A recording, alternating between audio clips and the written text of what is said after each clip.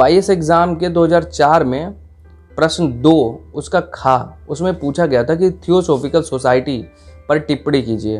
तो theosophical society के लिए हम लोग चलिए उत्तर की व्याख्या करते हैं। थियोसॉफिकल सोसाइटी की स्थापना 1875 में एक रूसी महिला थी जिनका नाम था मैडम HP ब्लावत्स्की, तथा एक इंग्लैंड के भूतपूर्व सैनिक थे जिनका नाम था HS अकाल्ट, उनके द्वारा की गई थी।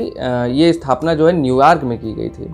उस टाइम ऐसा था कि न्यूयॉर्क में ये दोनों लोग बैठे थे और न्यूयॉर्क में इन्होंने बहुत सारे हिंदू ग्रंथों को पढ़ा और पढ़ने के बाद उससे प्रभावित हुए और हिंदू, बौद्ध धर्म, जैन धर्म, इन धर्मों की विचारधारा को आगे बढ़ाने के लिए इन्होंने एक संस्था का गठन किया जिसको थियोसॉफिकल सोसाइटी कहते हैं। थियोसॉफिकल सोसाइटी इस नाम को जो है थियोस नाम से लिया गया है। थियोसॉफी जो नाम है वो इसका मेन नाम है। थियोसॉफी का मतलब होता है थियोस और सोफिया, इन दोनों का मिश्रण। तो इन दोनों का जो मिश्रण है उसमें इसका मेन नाम होता है ईश्वर की उपासना करना या ब्रह्म ज्ञान को आगे प्रचारित करना। तो चलो हम लोग थियोसॉफिकल सोसाइटी के कुछ जो मेन पॉइंट हैं उनके बारे में समझ लेते हैं। तो थियोसॉफिकल सोसाइटी ये मुख्यतः ब्राह्मण, बौद्ध और जैन धर्म के विचारधाराओं को प्रसारित करती थी। इनका मानना था कि कर्म, पुनर्जन्म, मोक्ष, निर्माण जैसे सिद्धांतों पर विश्वास करना चाहिए। ये सांख्य और उपनिषद को भी प्रेरणा स्रोत मानते थे। सोसाइटी का प्रतीक चिन्ह जो था उसमें लिखा था कि सत्या नास्ति परो धर्मा, यानी सत्य से बड़ा कोई धर्म नहीं है, हमें सत्य बोलना चाहिए।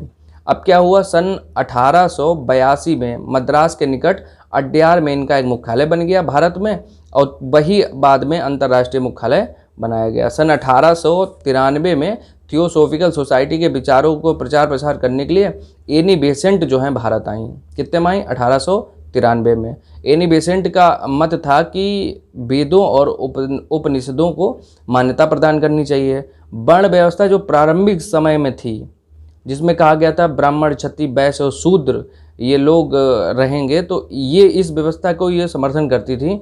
हिंदू संस्कृति पश्चात संस्कृति से श्रेष्ठ है, इनका ये मानना था। इन्होंने मालूम किया कि इन्होंने सबसे बड़ा काम किया, 1898 में बनारस में एक सेंट्रल हिंदू स्कूल की स्थापना की। इसी स्कूल में हिंदू धर्म के प्रचार प्रसार के लिए बहुत सारे लोगों को तैयार किया जाता था और बहुत सारे लोगों को आगे भेजा जाता था कि हिंदू धर्म, बौद्ध धर्म की शिक्षाओं को आगे प्रचार प्रसार करना है। अब क्या हुआ, 1907 में थियोसॉफिकल सोसाइटी के प्रथम अध्यक्ष जो थे वो कर्नल अकाल्ट बने। कर्नल अकाल्ट के निधन के बाद एनी बेसेंट को बना दिया गया। अब जब एनी बेसेंट बन गई तो इन्होंने बहुत ज़्यादा भरसक प्रयास किया और थियोसॉफिकल सोसाइटी को और ज़्यादा आगे बढ़ाया। अब क्या हुआ, अच्छा एक बात जानने वाली ये है कि कांग्रेस की पहली महिला अध्यक्ष एनी बेसेंट बनी थी। इससे पहले कोई महिला अध्यक्ष नहीं थी, ये बनी थी सबसे पहले। 1915 से 1916 में जो मदन मोहन मालवीय थे, उनने सेंट्रल हिंदू स्कूल को बाद में परिवर्तित कर बनारस हिंदू विश्वविद्यालय में बदल दिया। यानी बनारस विश्वविद्यालय जो अभी देख रहे हो वो उस टाइम का सेंट्रल हिंदू स्कूल हुआ करता था। अब जैसे थियोसॉफिकल सोसाइटी की स्थापना किस कारण हुई, तो उसका मेन पर्पज़ ये था कि हिंदू धर्म और बौद्ध धर्म, जैन धर्म, इन धर्मों के विचारधाराओं को आगे प्रचार प्रसार करना, उपनिषदों की बातें मानना, वेद पुराणों की बातें मानना, उनका संस्कृत में जो भी साहित्य हैं उनको प्रचार प्रसार करना। तो ये मेन काम था थियोसॉफिकल सोसाइटी का। इसके नोट्स आपको प्रोवाइड हो जाएंगे। ये जो क्वेश्चन था इसमें 150 शब्दों में लिखना था, लगभग हमारे 180 शब्द से ज़्यादा हो गए। तो चलिए नेक्स्ट वाला टॉपिक हम लोग अब देखते हैं। अब जो तीसरा प्रश्न है, जो प्रश्न 2 का गा पार्ट है, इसमें कहा गया कि हार्टोंग समिति जो 1929 में थी, इसके मुख्य निष्कर्षों के बारे में चर्चा कीजिए।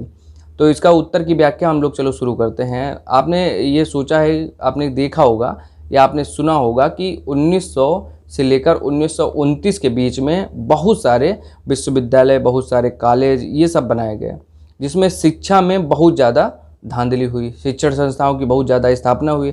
अच्छा, कुछ तो सामाजिक थे, कुछ अपने लाभ के लिए थे।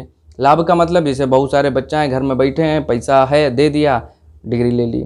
तो इस तरीके कार्यक्रम चल रहा था। इस तरीके कार्यक्रम को रोकने के लिए ही 1929 में सर फिलिप हार्टोंग की अध्यक्षता में एक समिति बनाई गई और कहा गया कि अपनी रिपोर्ट सौंपो और रिपोर्ट में बताओ कि शिक्षा व्यवस्था जो है इसको कैसे सुधार करें, कैसे क्या कार्यक्रम इसमें लगाएं जिसमें जो है शिक्षा व्यवस्था जो गिर रही है इसमें सुधार हो सके, जिससे हम आगे अपना कार्यक्रम बढ़ा सकें। तो हार्टुंग समिति ने मेन 3 अपने मुख्य प्रस्ताव रखे। उसमें सबसे पहला ये था कि प्राथमिक शिक्षा पर बल दिया जाए, लेकिन ऐसा ना हो कि ये अनिवार्य कर दिया जाए। अनिवार्य करने पे क्या होगा कि आदमी पैसा दे के भी शिक्षा प्राप्त करने की कोशिश करेगा। प्राथमिक शिक्षा मतलब उस पर जोर दिया जाए, सरकार नीति बनाए कि इसको जो है ज़रूरी है कि हाँ आप लोग पढ़ें, लेकिन फोर्सफुली नहीं पढ़ाया जाएगा।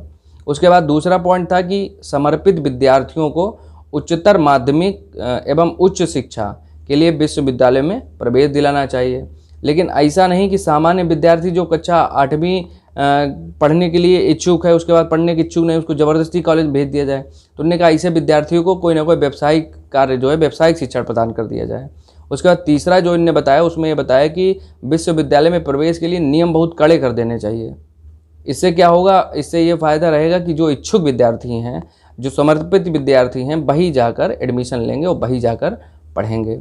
इस प्रकार हार्टुंग समिति शिक्षा की गुणवत्ता तथा विद्यार्थियों की क्षमता तथा समर्पण के आधार पर बहुत सारे पाठ्यक्रमों और विश्वविद्यालय में प्रवेश की वकालत की। ये हो गया हार्टुंग समिति जो 1929 में बनी थी। उसके मुख्य 3-4 निष्कर्ष थे, वो हमने डिस्कस कर लिया। तो आईएएस के पेपर में 2004 का ये पेपर था जिसमें क्वेश्चन नंबर 2 जो 150 शब्दों में लिखने के थे, ये हमने तीनों प्रश्न डिस्कस कर लिए हैं। ऐसे ही 2004 में आगे जितने प्रश्न आए, 2004 से लेकर 20 तक जितने प्रश्न आए वो सब हम लोग धीरे धीरे डिस्कस कर लेंगे। हैंड रिटन नोट्स बनाने से फ़ायदा ये है कि जैसे हमें मेहनत कर ले रहे हैं, 3-4-5 किताबें हैं, उनसे सबसे छाँट के नोट्स बना लेते हैं और नोट्स हम लोग डिस्कस कर लेते हैं। नीचे अपने डिस्क्रिप्शन में हम लोग क्या करते हैं, PDF शेयर कर देते हैं, जिससे आप लोग PDF निकाल लो और उसके अलावा कुछ पढ़ने की ज़रूरत ना पड़े।